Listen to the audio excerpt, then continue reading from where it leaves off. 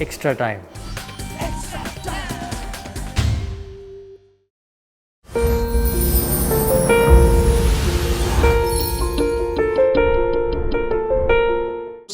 Too important because in modern day cricket we hardly see a team coming back if they lose too many runs in the first inning. Yeah, I think so. I think India batted superbly in the first innings, and from that moment we were behind the game. We knew the wicket was going to deteriorate, and it was going to be hard work against their disciplined attack. So we'd like to get to Sydney, win the toss, and have the same thing reversed. The batting has clearly been a problem. Nobody in the top six has averaged more than 23 so far in this series. What do you put that down to? What's been the conversation within the team about why they haven't been able to perform when it mattered most? Oh, I think it's inexperience, it's pressure, it's India's bowling attack are as good as probably most of these guys have ever faced. So, I think it's pretty clear if you take two or three of the best players out of anyone's lineup around the world, you're going to struggle a little bit at times and you're going to have inconsistent performances, and that's what we're seeing. I thought in Perth, on a really tough wicket, our top six dug in and had a real crack.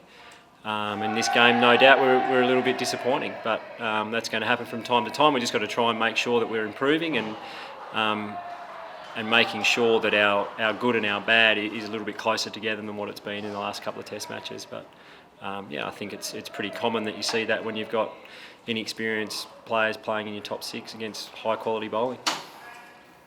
Tim, the first couple of tests, the game moved a little bit quicker than it did in this one with a different surface out here. Do you think the need for consistent and methodical cricket over a period of time did, I suppose, expose a bit of what you were talking about there in terms of inexperience and I suppose missing players? I think the wicket was always going to be a bit of a grind. It was going to be slow, and at times that can expose a bit of a gap between sides, but I just think you have to give India the credit. They won the toss, they batted really well, kept us out there for 2 days, and after that, as I said, we were behind the 8 ball, and it's pretty hard to come back from that.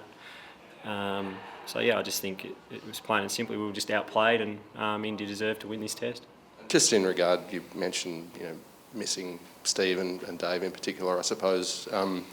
What's happened so far in this series? Obviously, there was a lot of noise this week about interviews and whatever happening. Yeah, well, there was. But do you think that the series has kind of clarified that whatever work needs to be done between then and now in terms of reintegrating, the bottom line is you just need them in terms of their batting quality? Well, I think that's pretty clear. I think if you took Pujara and Virat out of India's side, I think you'd have the same conversation. If you've got world-class players that aren't in your team, are they going to add to our team? I think they will. So, whilst at the moment it's challenging and everyone's frustrated, it is what it is, and everyone's working as hard as they possibly can, and we're getting guys that are getting experience to high pressure situations in Test cricket and learning on the job. And as I said, at times you're going to get inconsistency from guys that are in that situation. The silver lining is that we have got world-class players that are available soon to come back into this side, and clearly when they do, it'll make a huge difference.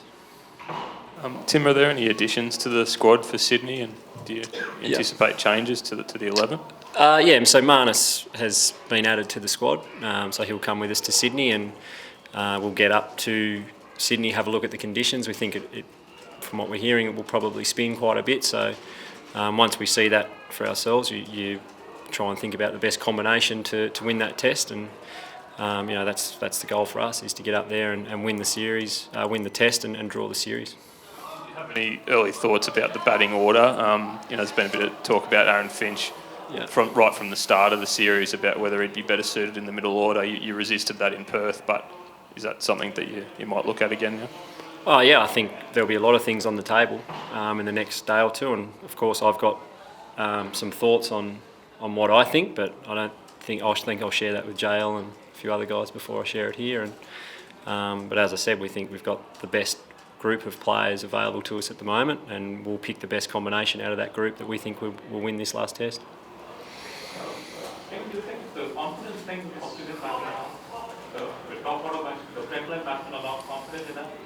They're getting started, but they're not able to do something that they get. I think, they would like to be scoring a few more runs, but at the same time, I think what we've seen is guys are getting starts. So I think they're seeing that they're good enough at this level.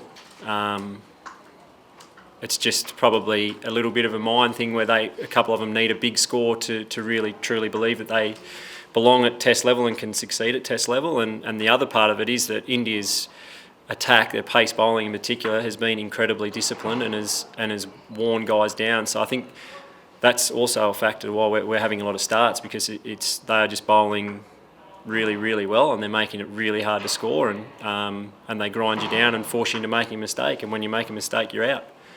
So there's a little bit from our side. You've also got to give them a huge amount of credit for the way they've been bowling as a group in this series and for probably the last 12 months. Do you think there's a dearth of talent, batting talent in Australia right now? And one more thing, we have Anscombe in the squad, and he goes and plays big bat. Yeah. And he could be selected for the Sydney test. But isn't the right way to go about things? Like, you have a guy in the test squad, he goes to play very cricket, and he jumps straight back to test cricket. I mean, it doesn't sound right. Yeah, but I think that's just the way it is. It's modern day cricket. You've got to be able to switch between formats, and you've got to do it really quickly. And as I said, we've got some players who aren't available, and because of that, some guys are getting an opportunity probably before they would have.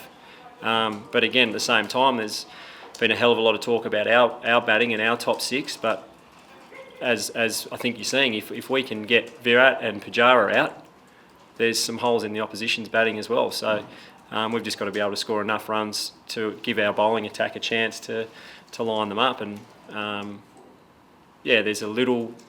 We're not scoring a lot of runs, but I don't think India are at the moment. And part of the reason is that both attacks are really, really good as well. Mitch Marsh has come under, I guess a lot of scrutiny as he does, but particularly the way he went out yesterday. Do you still stick with him and expect him to be there in Sydney, or is he a player that could drop out? Yeah, well, he's coming to Sydney. And as I said, we'll get to Sydney and have a look at the wicket, and that will have a huge factor in what combination of that first 11 looks like going into the next test. But until we get up there, we can't really answer that. But as we've said all along, we know Mitch at his best can offer a lot to Australian cricket.